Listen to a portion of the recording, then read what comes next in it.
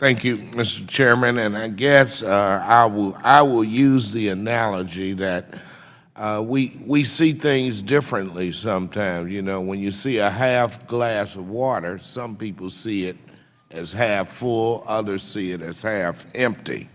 But since the financial crisis, there have been relatively few de novo or new bank and credit union charters. I have long supported community financial institutions as they are the best institutions to finance our nation's small businesses and meet the financial needs of everyday Americans. However, I'm concerned that the proposed fix that my colleagues want would only make the future of community banks and credit unions much bleaker.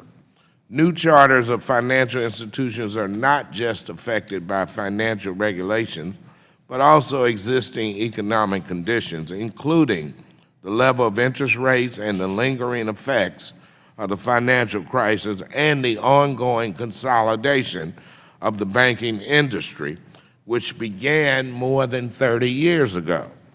In fact, by rolling back merger and concentration limits for the largest banks, as the Financial Choice Act proposes, Republicans would likely accelerate the decline of the community bank.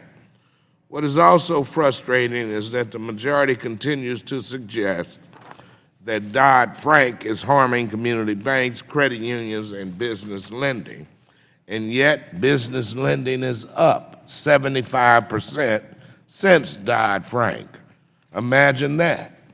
In addition, most of Dodd-Frank's bank rules impose new requirements on community bank competitors, the mega banks and non-banks, thereby helping level the playing field.